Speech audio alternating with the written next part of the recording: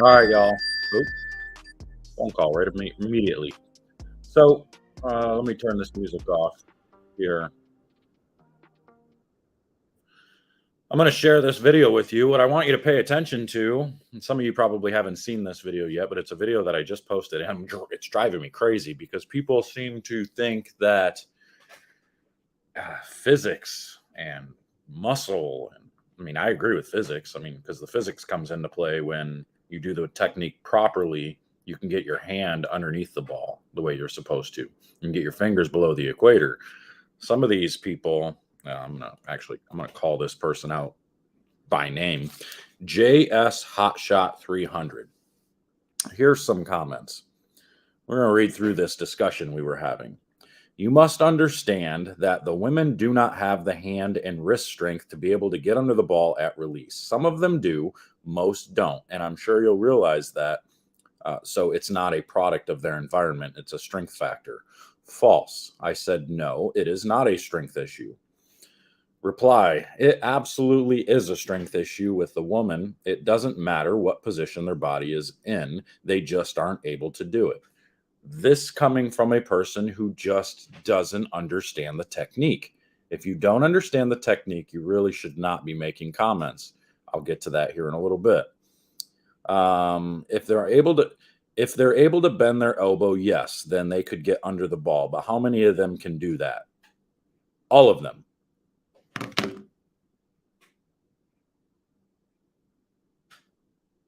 I mean, unless you've had surgery or something that doesn't allow your elbow to bend, I don't know where you're going with that. So what you could try is to take one of these women that you showed in the video and try to get them under the ball and see what happens. I've done that, and actually I've increased the rev rate of a lot of people. So that's because proper technique is much, much more important than strength. I said false. I don't know a single woman that can't hold the ball fingers below the equator for a fraction of a second. You're not holding the ball cupped the whole swing. If you are, then you're doing it wrong. It's literally just a fraction of a second. Once again, where are the videos of these women who are under the ball at the point of release? Well, I already did those. You've got Daria. You've got Verity, kinda. Diana, some girls are much more powerful than others. Sure, they can hold the ball that way. And here we go. This is where it's at right here. Sure, they can hold the ball that way, but they can't release it that way through their approach. You're wrong because you're not supposed to release it that way through your approach. It's literally just a fraction of a second. I said, you're not listening at all. You only have to be under the ball for a fraction of a second, not through the entire approach. You don't seem to understand what proper technique is. JR, I get it fully. I have a PBA card and I know about the hand position. What I'm saying is it's easier said than done for most. I've seen a lot of women and guys trying to do this and use this technique, and they just can't do it even for a fraction of a second. False. Watch the video I just posted this morning. It'll explain it to you because I made a video about it. Thanks, JR, but I'm not the one that needs to see the video. I'm just saying it's easier said than done for those who can't seem to get under the ball a fraction of a second, whether it's physical or something else. I said you do need to see it because you clearly don't understand the technique, and what you're saying is toxic to bowlers. That's my problem. I do not want people pushing out this toxic information, saying that it's strength and this and that, because then what happens? Then these people see that and say, well, I can't compete. I can't hold the ball and do this or that and blah, blah, blah. So I might as well just give up. So bowlers quit. It's unbelievable. Stop doing that. You're wrong. I said, it's all technique. Get it through your head. He says, it's all physics. So get that through your head. I mean, so here, I'm going to show you this video that I just made. I'm going to share my screen so you guys can see this. It's all body position. It's all technique. It's all doing the right thing. Momentum of the swing, all that. As long as you're not using a ton of, it's easier to do if you're not using muscle. So here, watch this. I will show you. Most times it's going to be because your ball does not fit you. There we go. All right, y'all. I'm going to take this ball and I'm going to show you what happens at the bottom of the swing and why muscle isn't really involved when it comes to creating the proper technique and getting your hand below the equator. Now, everybody's talking about tendons and wrist pain and this and that. Simple fact, if you're having pains and stuff, most times it's going to be because your ball does not fit you properly, because you have to squeeze and you have to do uncomfortable things to be able to even hold on to the ball. Hold on. That doesn't look like it's working. I'm trying to be on. No, it doesn't look like it's working at all. Hold on a second. Are you guys able to see that video, or am I going crazy? Because it doesn't look like. I'm trying to watch it on a different screen so I can see what's going on. Not seeing the video. Yeah, I don't understand why it's doing that. Why is it not showing the video? Let me remove that. I don't understand that. So let me see if I can just share a video file, maybe.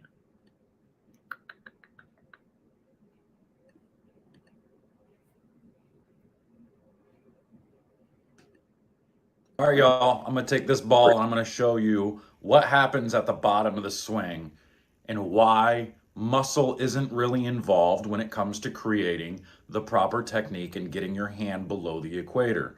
Now, everybody's talking about tendons and wrist pain and this and that.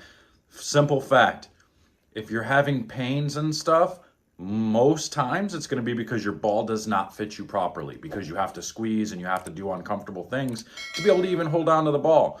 Get your ball to fit you properly and you won't have an issue. If you have tendon issues, wrist problems and stuff like that, your ball doesn't fit you most cases. Some people just have some genetic disease or something going on, deteriorating bones or whatever it may be, sure.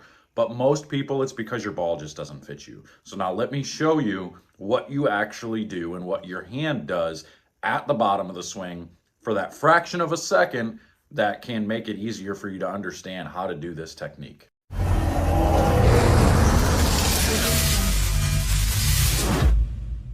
BowlerX.com, for the love of bowling. Just had to throw that in there. All right, y'all. So y'all want to talk about thinking of getting cupped. You think you have to stay here all the way through the swing and cup? Yeah, that even bothers me. Of course, that's putting a lot of pressure on the forearm, the bicep, everything. If I'm trying to stay cupped throughout the entire swing, that is going to cause problems. You're not going to be able to do that. And of course, a woman won't be able to do it as easily as a man. We understand that.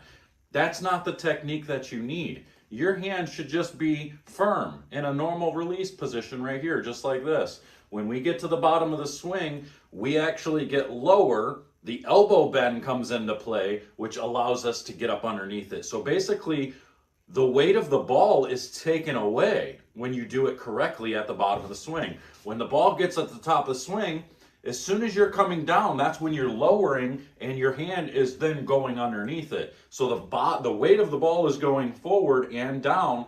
And then when you lower your body at the bottom point, your hand is able to scoot right up underneath it for that fraction of a second. So it kind of looks like you're just swinging and then it's just like that. It's right at that bottom point. It's like you're just going down and you're able to, I don't feel any muscle at all there. I'm able to just get here and then tuck my hand up underneath it. And see how easy that is? It's swing and it's right there, just tucking underneath it because I'm getting lower. I'm allowing my body to get lower than the ball. So essentially you're dropping your body while the ball is staying up and then your arm goes up underneath it. So it's the bend of the elbow. It's here, bend of the elbow and getting underneath it. That doesn't take any strength at all. That is just simply technique. Now when you're here and when you're trying to throw your shoulder into it and you're not getting lower, so people are just staying tall or bending over at the waist this way and they're trying to throw it, of course it's going to take a ton of wrist strength to be able to get up underneath when you're bent over like this, because that's what happens. That's causing the momentum of the ball to shoot forward instead of your body getting lower. You're just jerking everything through, and oh yeah, that hurts. Even when I do that, if I'm swinging and then trying to jerk it through with my shoulder, yeah, that's muscle in the forearm and the wrist and everything else.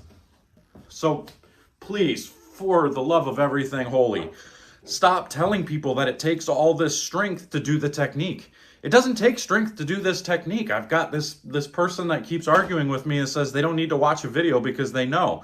You obviously don't, and I don't want people talking about how it takes all this strength and everything, because that is such a toxic thing to teach people. If they see that, they're just going to think, oh, well, I guess I can't hook the ball. I can't do these things. I can't do this. I can't do that. My hands are too small. I don't have a strong enough wrist and all of this different stuff when that's just not the case. And everybody wants to talk about the size of the hands. Again, that doesn't matter because you're using the weight. You're using momentum to get your hand underneath. It's about the position. It's not the size. It's not any of that stuff. Would a bigger hand make it a little easier? Sure, maybe a little bit easier, but it doesn't mean you can't do it. Again, it's not a strength thing. So please, for the love of everything holy, stop telling everybody that it's a strength problem. It is not a strength problem. Does it take some strength? Sure, but it's not more strength than any woman has. Again, I don't know a single woman. Now I'm gonna do it right here. I like that. I don't know a single woman whose ball fits them correctly that can't do this for a fraction of a second.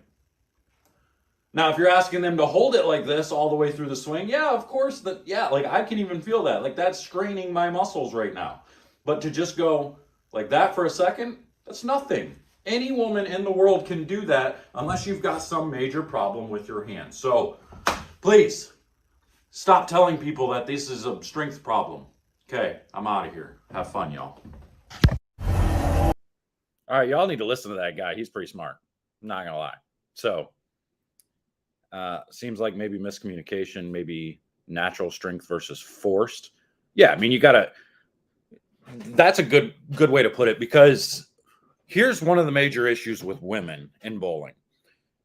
Women seem to lack their whether anybody wants to admit it or not. Whether anybody wants to admit it or not, they you use a little bit of muscle on your swing. I mean, because that's where a lot of some of your speed will come from. And that was another topic of conversation was the two-handers. The two-handers, somebody was trying to say, well, the two-handers don't use upper body strength. Well, yeah, they do. They have to. Their swing is so abbreviated. They've only got a couple of feet they move the ball. Where do you think that's going to come from? They already have to move their feet faster than a one-hander does because they don't have the momentum of the swing going way up and way back down. So now they have to use a little bit more upper body and, hip strength and torso, all those things to be able to throw it a little bit, So it's just what it is. But with the women, they're trying to create more ball speed, not just with their feet, but they're trying to create more momentum. So they do actually throw their shoulder into it a little bit. So when their shoulder comes forward, it makes it very difficult for them to keep underneath it because now they're pulling on the ball, which you got the force of the arm and then the force of the ball itself. Now trying to tuck underneath on top of that just can't happen. The problem that I think a lot of people have when they try to master this technique is if they do it slow enough and just let the ball fall so they can tuck underneath it properly, then their ball speed goes way down. So the problem becomes, how do I create the rev rate and throw it hard still? That is a very difficult thing to do. And again, it's all technique. It's all being in the proper positions and doing the right things with your hand and having your body do it at the same time. That's why when you watch people like EJ Tackett who use their thumb and put 500 RPM on it and still throw it 19 miles an hour, that is mind-boggling because it takes such great technique to be able to do that. And for anybody to say, well, I'm a 250 rev player and I can't seem to get my rev rate up, but my ball speed is 30 miles an hour. That's because you're throwing the ball. You're not rolling it. You're not letting it fall. You're not slowing everything down and tucking underneath. You're simply throwing your shoulders and everything into it, which doesn't allow you to get your hand up underneath the ball. So you've got to pay attention to these things. Anybody that tries to tell you that it's all strength, that, I just don't have the wrist strength or, I can't do this or that because I'm not strong enough, you're full of crap. And these people need to stop teaching that because it's hurting bowlers. It's making bowlers lose faith that they can actually do the proper things. It's not a strength thing. So, okay. Got my venting out. I'm just gonna start blocking these people that start making these ridiculous comments. What am I on a slippery slope for? What's my slippery slope?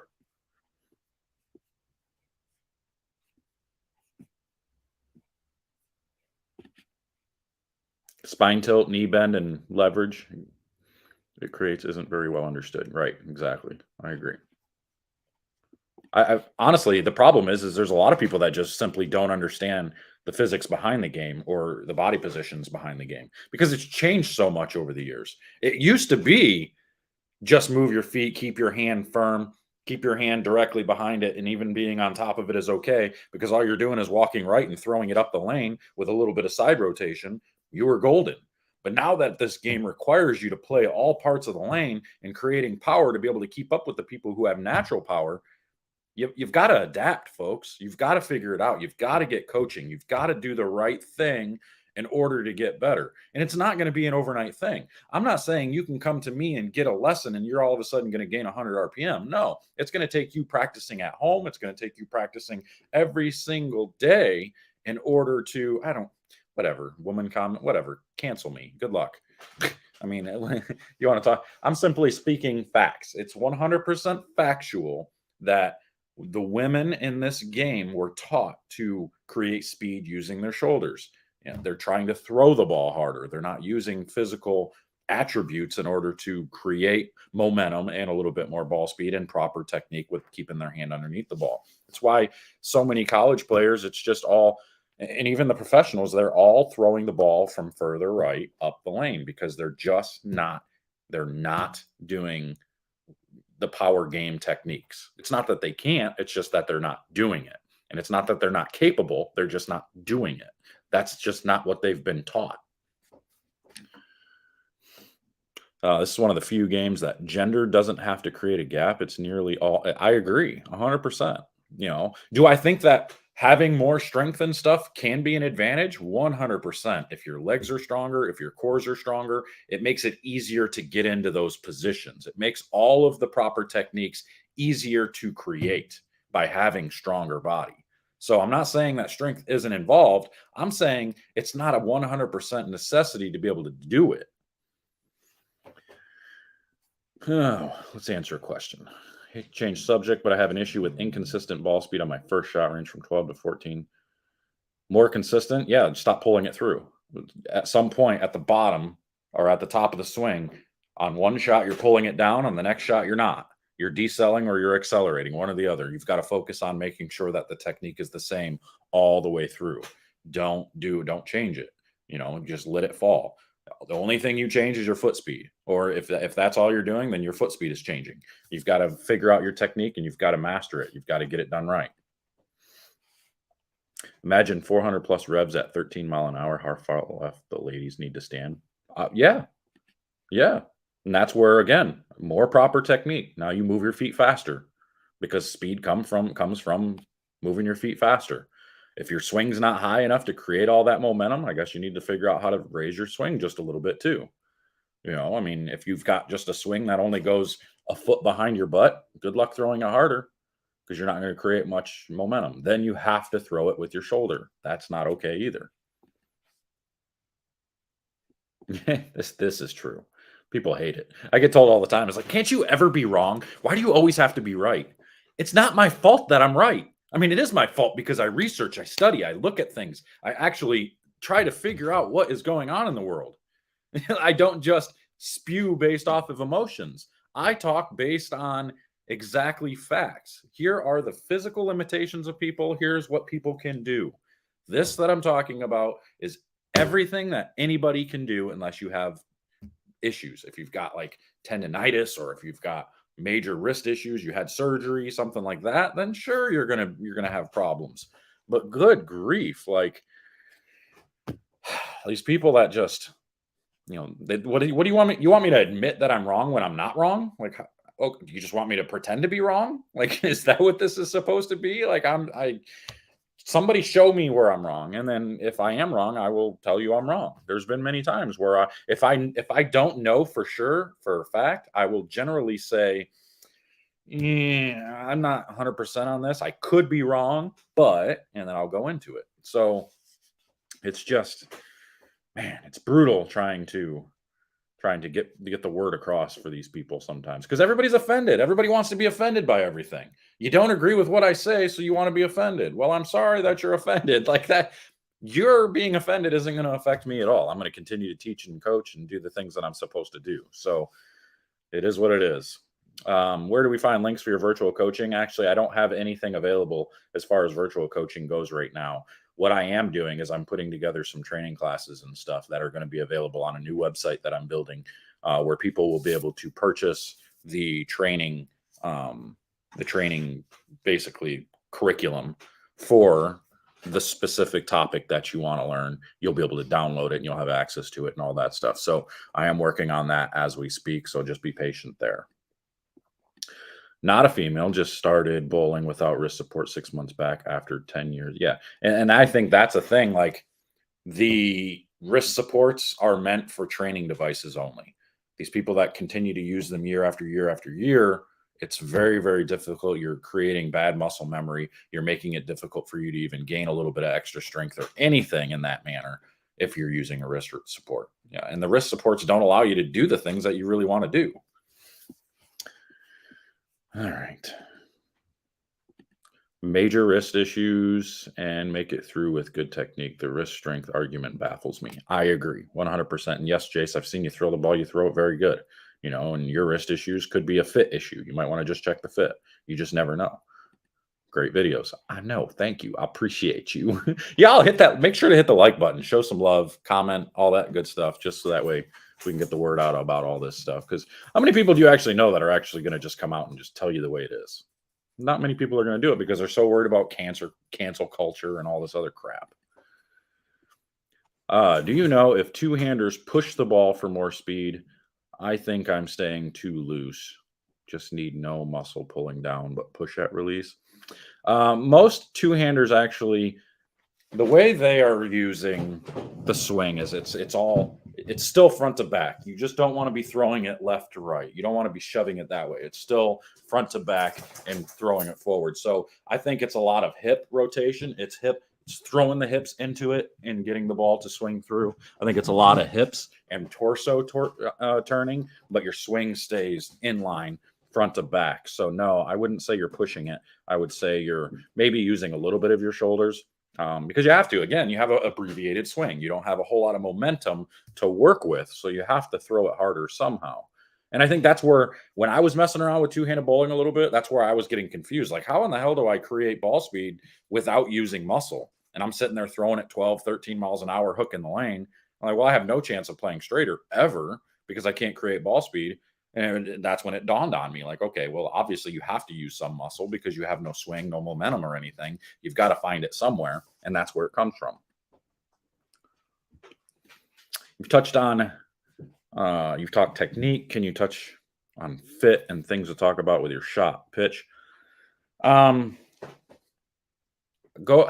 a video I put. Hold on, y'all. Hold on.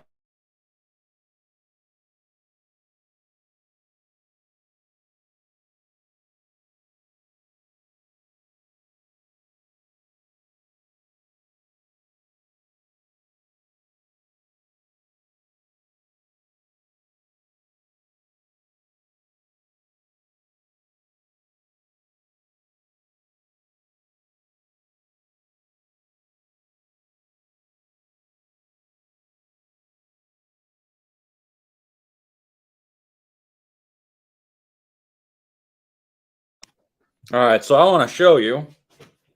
Here's what we look for with fit when it comes to your fit. Let me see if I can.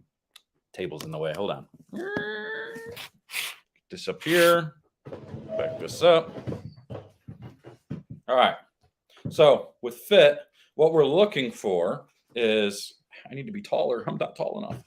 When the ball is hanging by your side like this over here, the ball shouldn't come off your hand. It should feel tight. You should feel the pressures on the sides. Nothing should come off. You should have to really wiggle it to get the ball to fall off. But once you rotate this way, and then as you get your hand to come up where your thumb gets parallel, so once you go up and rotate up this way, the thumb should come straight off.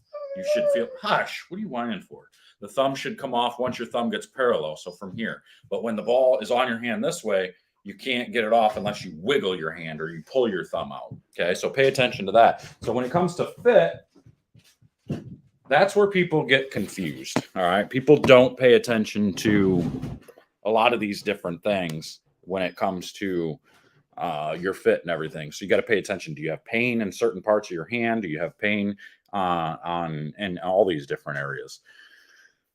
Does the ball just fall off your hand too early? You know, any of this stuff. All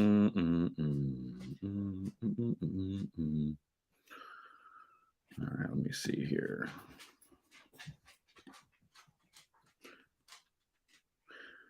When I get the arm bent right, I notice the revs go up without a lot of effort. It's all about working on it and keeping an open mind. Exactly. I agree with that. And those things you can practice at home. You can just kind of toss the ball into your couch, bend the elbow and let the ball swing, bend the elbow, and then get underneath it and make sure you're tucking it and kind of throw it into the couch. That's fine. And a lot of it is visualizing. Visualize yourself doing it. You've got to be able to see it. Mark, that's because I drilled it. Like when you come in and you get a ball laid out properly, that's how it goes. Appreciate you coming in, by the way. And any of you haven't came into the shop, I don't understand why. Even if you, I mean, I get people that come from hours away.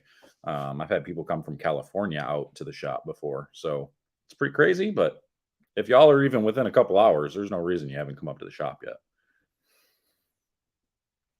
I like the detail you do on all your ball reviews. Rollers that can be used in multiple angles. Yeah, I agree. 100%. That's why I do it. I see some two-handers that twist.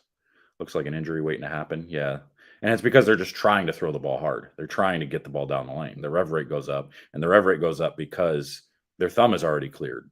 So they're putting nothing but finger into it. And that's just kind of how it goes. And it's great. And it's awesome for creating technique and learning how to curve it and everything like that. You know, honestly, I love drilling balls for two-handers better than balls for, you know, people that use their thumb, because it is such a huge technique clearing that thumb. It's very difficult to get done properly. And if you can't clear that thumb way before the fingers, you're just not going to do it. And that's the other thing is, you know, what people aren't realizing, what I was talking about, the fit thing with your hand getting parallel, your thumb getting parallel, you know, if you can't get under the ball, you know, properly, your thumb's not going to get parallel until it's out in front of you. So again, let me show you. I'm going to try and give you a little bit of a demonstration here again. So when you're throwing the ball, when you're here, if your hand is on top of the ball this way, right, on top of the ball, my thumb isn't parallel, right? Where does my thumb finally start to get parallel with the ground? It's not until out here that the ball actually starts to come off your hand. And at that point, that's when you start turning and you're twisting and the ball's off your hand out here. You've got no fingers in the ball because of this. When you actually get under the ball and you're in that technique where you're tucking right here, now look, my thumb is parallel right here. It's already starting to come off my thumb. And now my fingers can just rotate through, and I have from here to create all that massive movement with my hand and rotate through the ball. That's what people aren't understanding. I don't understand. And I don't understand why coaches aren't teaching this. Why are people not teaching these techniques? And maybe some are. I'm sure some of the good coaches are, but I keep having people come in to talk to me, and they're just like, I've never heard this before. I've never heard anybody. I don't see any other videos around. I don't see anybody talking about these things, and I just don't get it. I don't understand. Like, are we trying to keep secrets? Like, what are we trying to do here? So y'all need to come to the shop. Like, I don't have a ton of time for lessons and stuff, but I can check your fit. I can get it fitting properly. We can do all those things to make it to where all these techniques get easier. If you don't have a good fitting ball, these techniques are almost impossible. I'm just going to be honest with you. They're almost impossible. And you know, even a good pro shop, they might not get it right the first time. It's going to take a couple of different tries and different, guesses on it to get you to do it the right way.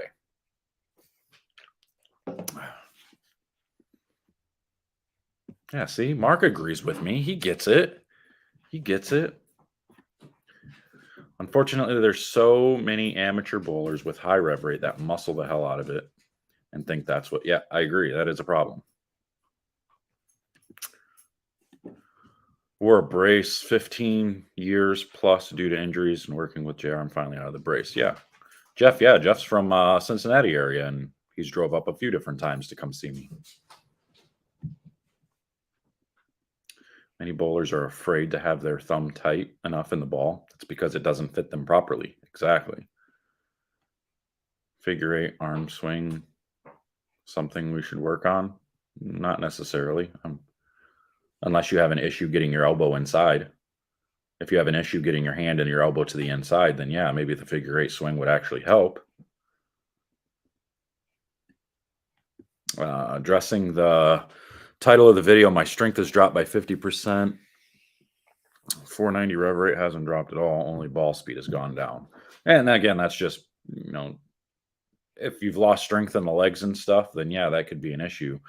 But just try to speed your feet up. Try to get your or raise your swing just a little bit. Just get it. Start the ball a little bit higher in the push away to see if the momentum of the swing will take it up just a pinch higher. Even just 6 inches can create another mile an hour. So you've got to be trying different techniques to create these different things. I too have noticed a bent elbow increases revs with no extra effort. However, my aim is suffering. Yeah, and it's just practicing the technique there, Ron. Just you got to keep practicing. You got to do whatever you got to do to gain some accuracy. Put some targets out there, visualize, do what you got to do. Just get better. Keep working on the techniques. It'll get easier and easier as you go. I promise you. John Taylor. If you're within 4 hours, you just take a drive and go see these guys. It's a game changer on how well the ball fits when you're done. I agree. Thanks, John. Good to hear from you. I am looking to get on. Which one's good? There you go. Yeah. Change pitch on the thumb, improve my release tenfold. See, these guys get it. These guys understand. Yeah, my dog was just laying there like, dude, what are you doing? Like when I had the ball on the chair and was showing you how your ball should fit, she was going crazy. Like she thought I was going to throw it or something. She was all whiny. Yes, Emmanuel, you got work to do, but it's not impossible. It's just going to take time. It's going to take practice, How important is finger insert size? How much oversized can you go? I wouldn't be going too big unless you're going vacuum grips, unless you're going to make the hole bigger and go smaller in size. So that way you can kind of push your fingers into them and make them tight, because you do want them kind of tight. You want to be able to feel control. You know what I'm saying? If your fingers are getting into go vacuum grips. If your fingers are swelling and stuff, that's probably a pitch issue too. But or it's a diet issue. If you're drinking beer, if you're eating pizza or salty foods, stuff like that can affect you throughout the night. So make sure, I would just go vacuum grips and then use tape on your fingers or something so you don't crack and all that stuff. No big deal. Yeah, exactly what Shane just said here. Go into vacuum grips. It's perfect. That's what I do. I use it. I just tape my fingers.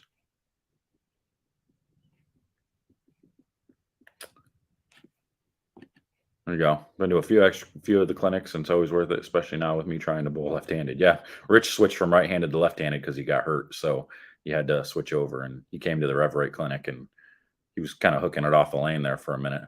Unfortunately, he's got to figure out some ball speed and stuff, but he's got more natural talent than a lot of guys, so he was able to pull it together pretty quick. Bowl on a USBC league, and they said the lane's going to change. We bowl on 45-foot house shot. What urethane ball is good to drill? Purple Hammer. All day, every day. Purple Hammer. It's the best on the market.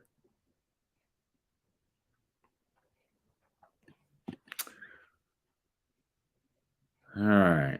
Having trouble increasing my rev rate and play left. I really want to bend the elbow like my competitive league at Country Lanes Tuesday night. But just watch some of these videos, man. Just watch some of these videos. Work on the technique at home. You don't have to be at the bowling alley to be able to do these things. Just work on it. Just get better. Get everything going. Thanks, Bowl 300. Appreciate you. Appreciate you. Appreciate you.